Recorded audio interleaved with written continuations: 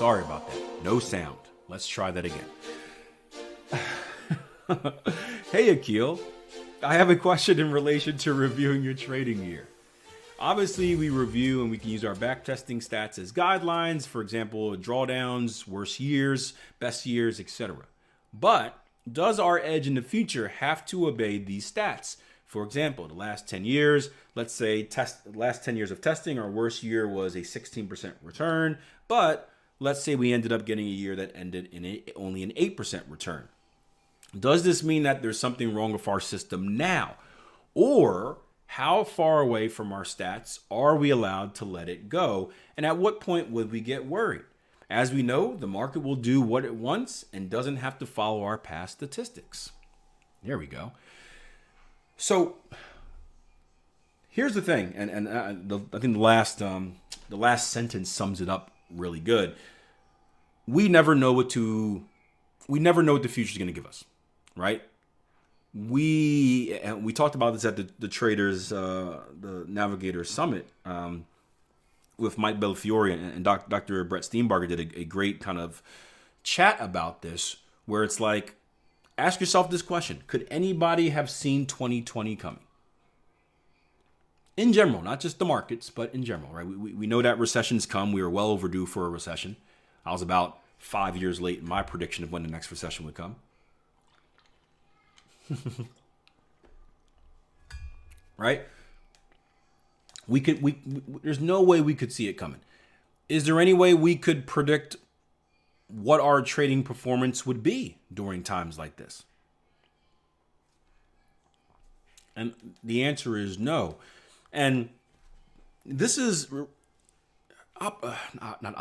opportunities. Yes, there are a massive amount of opportunities. I wouldn't say opportunities, but circumstances like this are really, they kind of give power and fuel to the idea that I think that, we always talk about trading being an art and a science. If you think of the art part as kind of like discretionary trading, your ability to analyze price movement, charts and whatnot, do kind of like the hands-on stuff.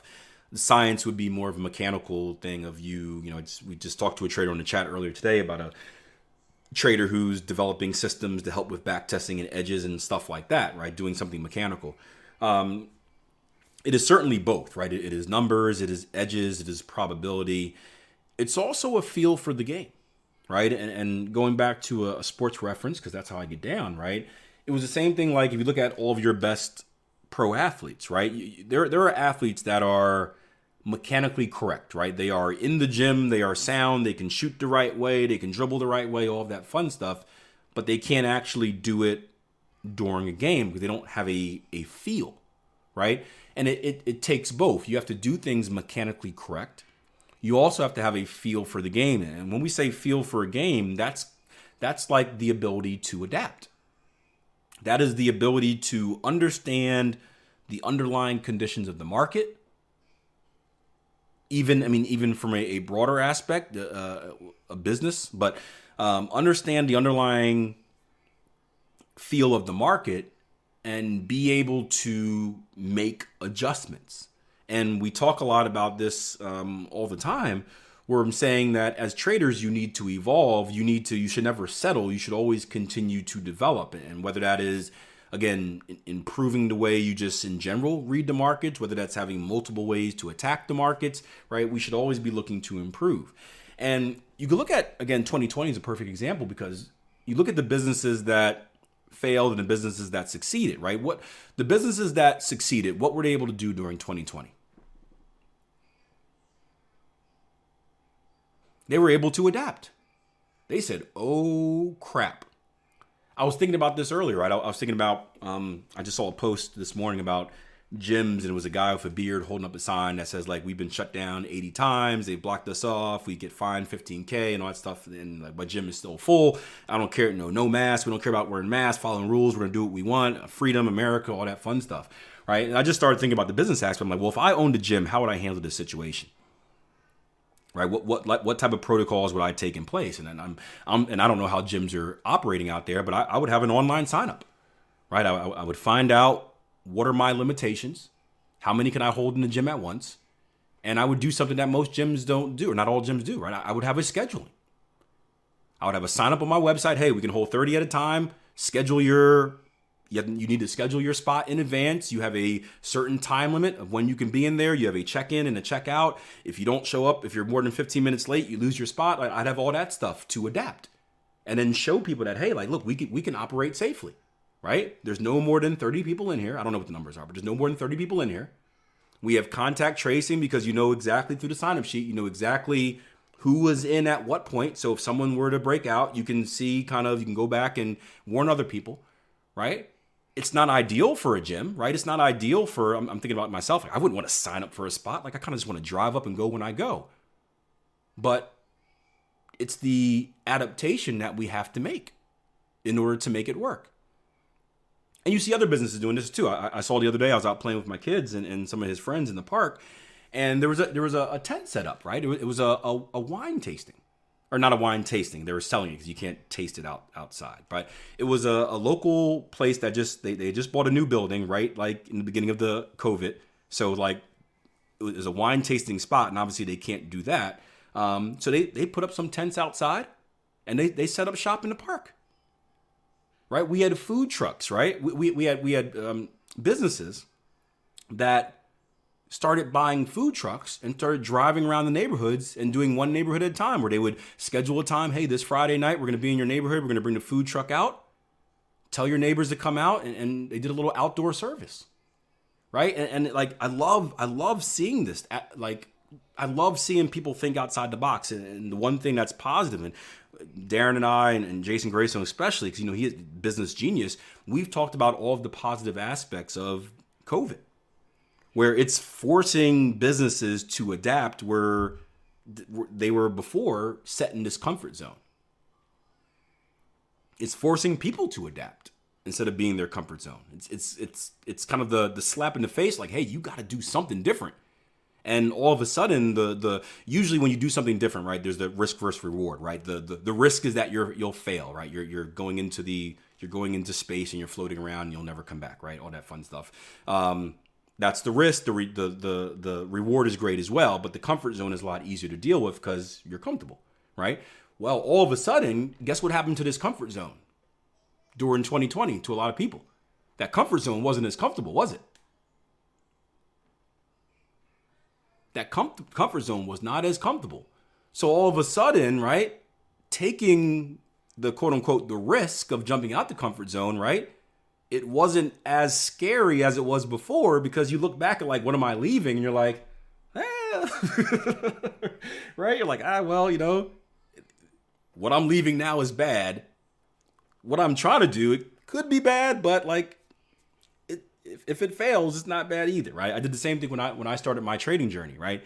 I was fortunate, and I was talking to Chris about this actually, and Chris was talking about how hard it is to focus on trading, find time while working and having a family, right? I honestly speaking, I don't know if I'd be a consistently profitable trader if I started once I had a family. I see the massive amount of time that it takes to investing in my family and making sure we keep those relationships healthy, and the amount of time, like, again, like 12-hour days of trading, like there's not enough time in a day. I don't know if I would have made it. I was fortunate enough where I started right out of college. I had no job anyway. Well, I had 3 like odd jobs, no like career. So I had jobs where if like I can always get them back. Like I can always go back and clean toilets, right? No one's going to be like, hey, we don't want you cleaning toilets. I can always go back and do that. That wasn't a problem. There's not a big supply of janitors out there willing to clean preschools every day. I can tell you that, right? So I can always go back on that. But when I first started, one of the cool things, I talked to my dad about this, and he was like, well, why not? He's like, what's the worst thing that could happen? You fail? And I was like, yeah, Dad, I fail. He's like, well, where are you going to be if you fail? And I thought about it. I'm like, well, I'm probably going to be in the same place I was anyway. So it was easier for me to make that jump because I wasn't really leaving a lot. There wasn't a lot at stake, and this is the same way. So 2020 has been an interesting year, and we've had to adapt as traders. We've had to adapt as investors. And we never know what's going to happen. We never know when it's going to happen again. Now, as far as judging our performance, we'd like to be as close as possible to our back testing results, right? We talked about kind of the buffer zone of your best years, your worst years, your kind of best win percentages, your worst win percentages. We want to be on, if you think of them as like Bollinger Bands, right? We want to be within that area, right? Obviously, we prefer to be near the top Bollinger Band at our higher ROI, but we also don't want to be below our lowest ROI. We want to be someplace in the middle, that sweet zone, and that's how we know that we're doing well. But if we have a year where we don't perform as good, it doesn't necessarily mean that we need to wave a red flag. And again, the two things that we always want to do is we want to discover what is the reason for why my performance was lower.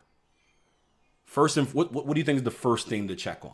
What's the obvious answer of why our performance could be lower? Kind of talked about earlier in the last session. Yeah, trading psychology. Are we making mistakes, right? If we are making mistakes, then obviously that's what we need to fix, right? That is what is hurting our performance. And you could even go back and look at it and say, okay, what is my performance with mistakes? What would my performance have been without mistakes? And we're always going to have mistakes. I'm talking like a consistent mistakes.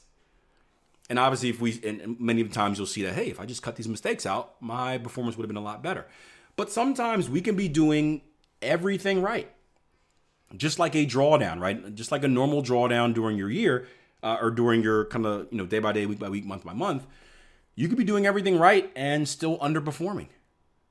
And that's the whole process over outcome type of deal, right? You have to judge yourself on the process. Did I do everything correctly? Yes. And that's got to be a positive.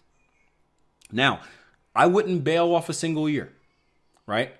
I wouldn't bail off a single year. We all know that during back testing, we've had periods of time where we've had bad years, bad months, bad weeks. If you get that 2 years in a row, now, and assuming, again, 2 years in a row and you're doing everything right, now you're running into kind of a trend. And your job during this process, before it gets to 2 years, obviously, right, is to discover what could I be doing better. And that goes back to the daily or the weekly review of your trades and the Kaizen philosophy of continuous improvement, always trying to get better, right? How can I have shot? How can I have gone? How can I have gone for more efficient targets? Can I reduce my risk? Can I take a more aggressive entry approach? Can I take a more conservative entry approach, right? We should always be asking the question of how can I improve, right? Many of you guys are asking, right? I talked about how I'm embarking. This is my winter month where I can do continued education, right? And I've been looking into volume a lot. And I know there are traders asking, well, Akil, you're consistently profitable. Why are you looking into something new? I'm always looking to increase my edge. If I can find something that can give me the slightest edge and can have me improve, then I'm going to look for it. And that's the mindset that we have to have. So we don't know how the year is going to end. We don't know. We can't necessarily say just because you have a down year that you're doing something wrong or that your strategy is broken. The thing is, we don't know what the future holds. Market conditions change, right?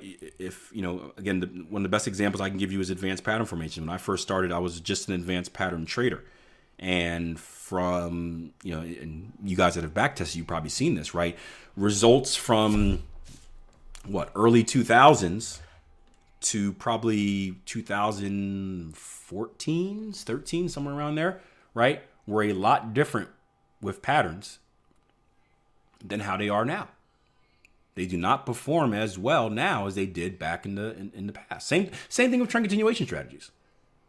For you guys that have tested anything trend continuation, you probably noticed that, man, things were rocking until 2011 or 2012, 13, and it's like, ugh. Right? So we never know what the future is going to hold, but I think the more skilled we are as a trader and the more adaptive that we can be, the better chance we have of surviving. And that's all we're looking to do in this game is survive. But that takes a continuous effort. Excuse me. That takes a continuous effort to try and improve. And then have the confidence that, hey, whatever situation I'm put into, right? When the coach puts me in the game, whatever situation I'm put into, I'm going to find a way to succeed. And then you become better than the strategy. And you'll find that trading is more about the trader and the skill level of the trader than the skill level of strategy. And that goes back to the earlier conversation where it's like, hey, is it the strategy or is it the person, right? Strategies will change over time. If you're relying on a single strategy, I wouldn't have a lot of confidence for you long term. It's the skill of the trader, the ability of the trader to adjust, adapt, right? The trader is the one that makes the money, not the strategy, the trader. They are the most important part of this equation. That is you. Akil, what was my worst year? Are we should we ignore like the blowing account years? Do those count or because those would be my worst year. I never blew an account completely, but I've hit margin call before. So those years, but that was when I was more in a reckless state of trading.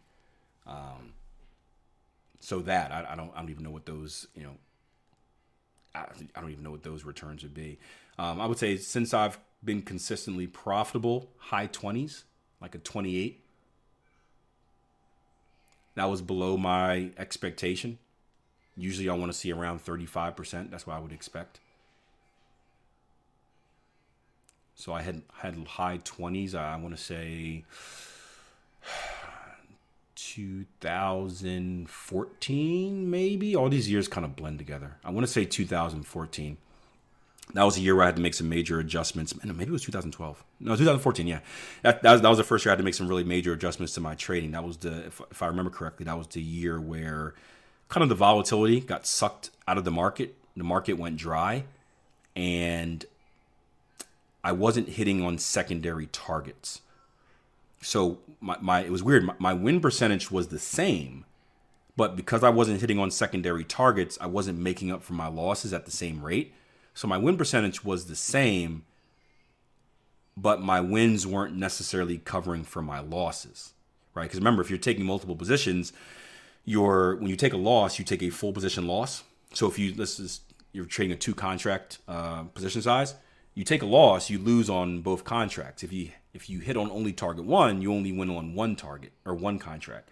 So even if your target 1 is further away than your stop loss, right? 2 is greater than 1. So you need to hit those second targets at a certain rate. And that was the year where things just weren't going to second targets. And I had to make some changes in like July, right after June, right after that second quarter to kind of save face. Yeah, 2000, yeah. George said the same thing, 2014. It had to be the year, yeah. That was the first for me. I'm like, what? I never saw it before. Again, I started trading during the high volatility periods. 2014 was completely different. Right, that whole recession thing was technically over, and things were back. I'm like, what? I don't know what to do. Like, what's in it? That's kind of what changed my thought process from like just being a system person to like, man, like I've got to be skilled.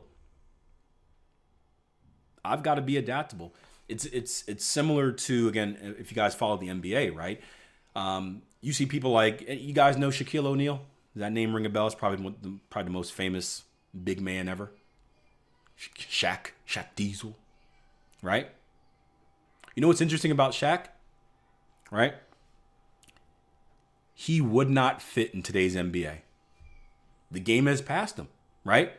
If you guys aren't familiar, Shaq was this big 7 foot something, 300-pound monster that was unstoppable. He was bigger and stronger than anyone in the post. So you give him the ball down low and he's just going to dominate you, right?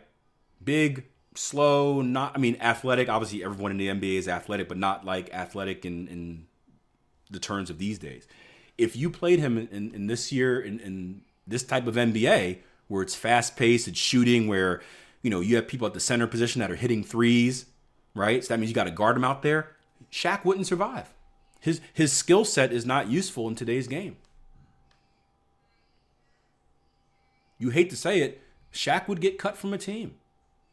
And his skill is tremendous. It just doesn't fit into today's game. So what you see these big men doing now, because they're forced to it, it's a survival instinct, right? These big men are learning to shoot.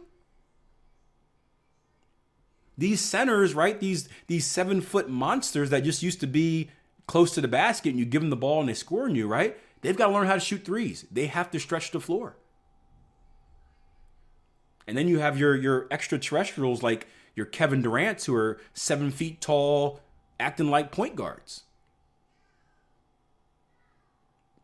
But if you don't adapt, the game's going to pass you by. You have to make those adjustments, or you're going to be cut. That's just the way the game has been. It's funny that the same opposite thing for the NFL, where, and I wish Drew was here. Drew was a receiver at Division I college football. He used to be a member of ours. Probably listening to this if this becomes a podcast. But right back in the, like, if you can believe it, right, I was considered a short receiver. Right, I was 5'10", coming out of high school. I was a speed guy. I was a short receiver because the passing game was different. I'd be like, I know if you're a 6'2", that'd be good. You're a little bit small, right? Now in the NFL, it's all about the short receivers, right? It's all about these 5'9" guys that do all these crossing passes across the middle. That wasn't a thing when I was playing. So at the time, my height really hurt me as far as college, just because I literally had, like D1 coaches say, hey, like, you're just not tall enough. Like, I'm sorry. If you were like 2 inches taller, we'd give you a scholarship, but you're not. So sorry. I just wasn't tall enough to play the position. But you fast forward years later, because the game has changed, now they're looking for those shorter receivers to do those across those short passes, those slants and those crosses and those digs. Now it's valued. You want that 5'9" guy. Where in the past, if you were 5'9", it's like, hey, dude, you better become a running back or you're not going to play. So and it's interesting how things change. And of course, what do you see? There are a lot of college running backs that maybe can't make it in the NFL as running backs, and they become receivers. You get people where it's like, hey, this guy was a former running back, but he was maybe too small, like weight-wise, and he became a receiver, and, now he's shining. Or quarterbacks as well. So it's all about, you got to always adapt, man. And you never know, you never know what the future holds, but you got to be ready. And that's to end this thing. That's what I always say when people ask, why am I training? Right? I'm always in the gym, always biking, running, sprinting, doing some stuff. And I don't really have anything I'm training for. I'm just training to be ready. So if anything ever comes, I'm going to be ready. And that day could be a random challenge from someone on the street. Say, hey, let's race. All right, I'll be ready. It could be for my kids to play a game. I'll be ready. Right? If you're always ready, you never have to get ready.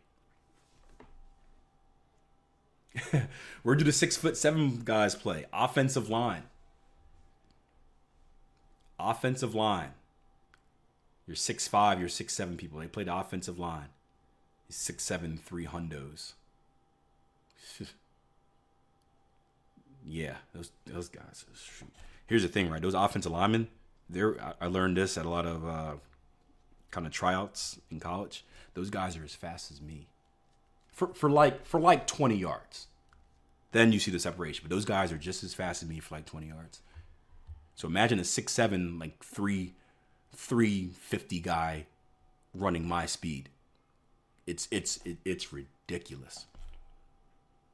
And I'm a 4.5 guy, 4.5 40, which is pretty quick.